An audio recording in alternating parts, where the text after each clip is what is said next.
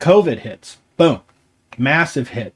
Because we only had like 120-ish students at the time, and I'm making 20% from Getty and Steve, and then we had another piano instructor, and then myself. I'm still working full time, and or 40-ish students or whatever I had, and my lease was coming to an end at this place, and I was like, man, I don't want to stay here. The bathrooms they need maintenance, and this building is just old, and people don't like the steps because I got to walk up 3 flights of stairs.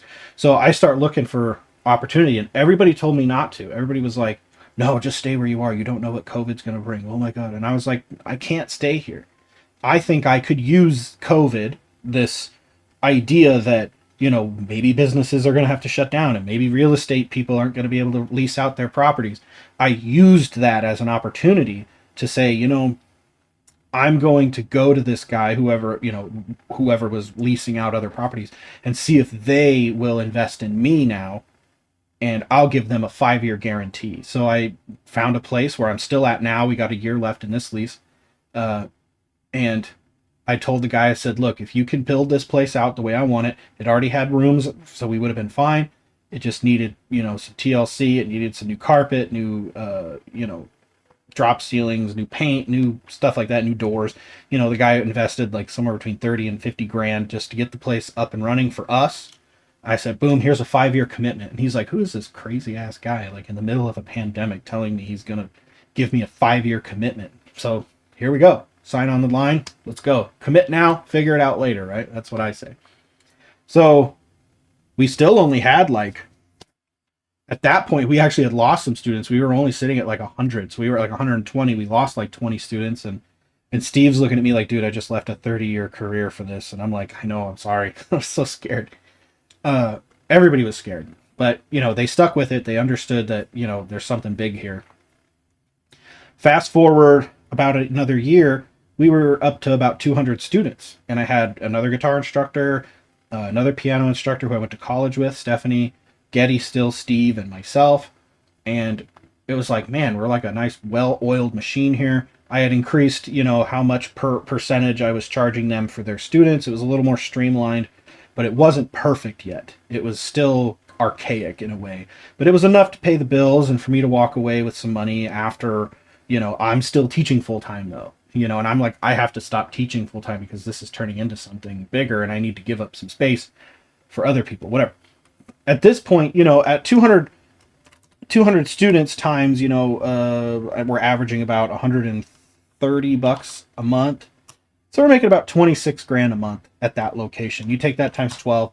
I mean, somewhere in the $300,000 range. I don't know if it was quite that much, but that sounds about right. So we're already making pretty good money at 200 students. But that's also like, people are canceling and, you're not getting all of that money. You're just averaging a certain amount. And then there's still expenses. And now I've got more expenses like, the gas and electric and the water and a more expensive lease because I had to lease the whole space and, internet. And now I have to have property insurance, because I'm leasing this entire space rather than just individual rooms.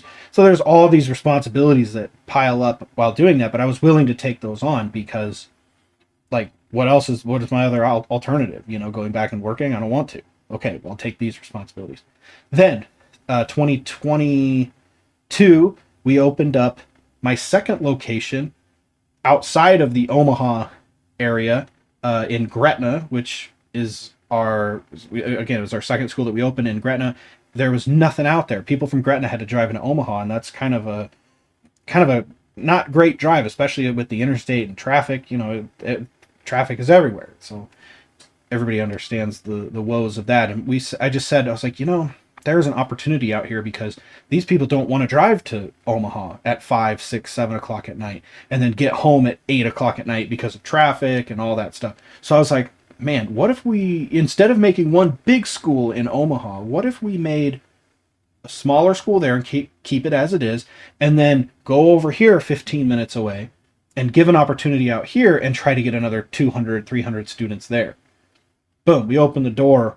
We had 2 months of advertising. We had 2 months of getting the place ready. We leased this building, and we opened the door with 115-ish students. And I was like, we got something. We also did a huge change at the second one, where it was no longer a percentage based on how many students they're teaching. It was, they're going to get, our teachers are going to get a flat rate based on how many half hours they teach. So per half hour, this is how much you're going to make, which gave us enough money to hire a manager to be there to do all of the scheduling, rescheduling, checking in students, managing the front desk, cleaning up, all that stuff, and it just worked. It was crazy how good it worked. And we were at 200 students within 6 months. And then we've been consistently at 280 to 300 students since then. We also have increased our rate a little bit because, every year we just increased it a little bit because to keep up with the inflation and all the stuff. So, we're making, just with that, we're making 500-ish thousand a year, something like that, 600,000.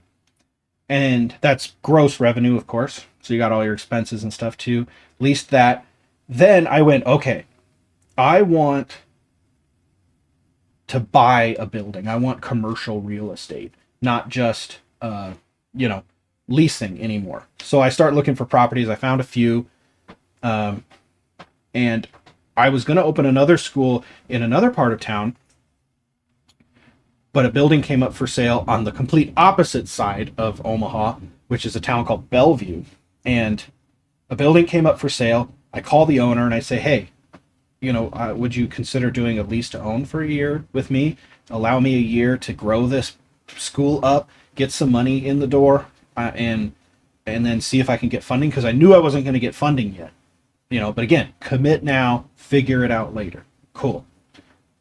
So they agreed. This is after looking at a bunch of properties. So it wasn't just like the one time I looked and it just worked out. This is 20 different properties I went looked at, couldn't make a deal work, couldn't afford it, whatever the case may be.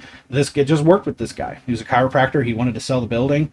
And I said, well, dude, why don't we just, do a lease to own and give me a year. So he agreed. And I went, well, I guess I got to put a school here now, huh? So I just opened up a school, started doing that. And that one grew a lot slower because Bellevue is an older town. Gretna is a new town for the most part. Like, it's a lot of expansion and stuff. But Bellevue is the oldest town in Nebraska. So people are just, they're slow to make big changes and big decisions. A lot more like meet and greets rather than just signing up over the phone. They wanted to come check it out and see what we were about. And, but the cool thing about that is that they stay a long time too. They're not just fly by night customers. They're like, yeah, you guys are in Bellevue. We want to take lessons with you because you're Bellevue. Boom, here we go. And now we're at 215-ish, 210 students at that location. I'm like, man, we are doing really good. And that was an incredible time because I found a really great manager, Andrea, and got a bunch of really great teachers at all three locations. We're just finding, a lot of them are from UNO, and they're amazing musicians, amazing, people, and they don't want to work at Starbucks, at Target, Walmart. They want to teach music and use their degree. They want to do something with music, and I love that. And they're passionate, and a lot of them are extremely talented, and even if they're a little younger or whatever. But then I can teach them how to grow for themselves and be self-sufficient, because they're all independent. They're all independent contractors. But at the end of the day, they, you come in, everything's taken care of for you. You just teach lessons, and you do the best job you can. So we had 3 schools running, close to 500-ish students, 600-ish, depending, because it just fluctuates. And then we just opened up our 4th location on the complete diagonal opposite side of Bellevue. So we've got Omaha, we've got Gretna, we got Bellevue, and now we have Elkhorn, which is way out here. And Elkhorn is a lot like Gretna. It's a little bit of a higher income area, a lot of new development happening out there. Unfortunately, they got hit with a tornado, and that was horrible. I feel so bad for a lot of people. They lost their houses and stuff. And, luckily, it looks like things are starting to turn around for people, which is great.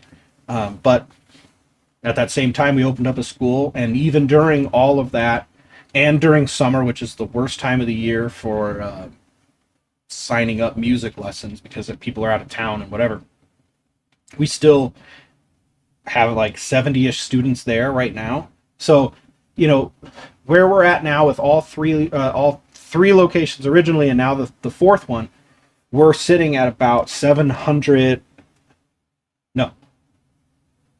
800 students, almost like 780 some. So we're coming up on 800 students. So if you look at how much 800 students pay times we've increased rates and stuff like that. So if we're averaging about, I don't know, say 150 a student, that's 120,000 a month times 12. We're at 1.4 million a year in 7 years. Okay, I don't make that money. I mean, the business does, but I don't take home that much money. It'd be sweet, but what we do is we have all this stuff that we have to pay for. You got each location has rent, and each location has utilities, internet, property taxes, and property insurance, stuff like that, business insurance. And then there's mowing and lawn care and snow removal, and then we obviously pay our teachers, and we've increased their pay over the years, so that way they're getting paid more. We got to pay our managers. So that's our gross income is $1.4 million ish. I mean, somewhere in there. Maybe we'll hit that, maybe we won't. But my goal is to be at 1,000 students by the end of the year and start next year off at 1,000 students. So if we have 1,000 students times roughly 150 on average, or we'll say 140 just to drop it down, we're making 140,000 a month times 12 months. We're at $1.6 million a year in gross revenue as a music lesson company with 4 locations, and we could still go up from there. I think if we maxed out the space and really had it, and I'm looking for a couple other location spots to get a little bit of a bigger building so we're not so squished at each location. I think we could easily be at 1,200 students, which might, if 1,200 times 140 times 12, man, we're at 2 million. That'd be sick. That'd be sweet. And then that's gross, obviously. So then you cut that roughly, not quite in half, but close to half to pay for the managers and teachers. Shoot, we're paying people $1 million a year, which would be absolutely insane.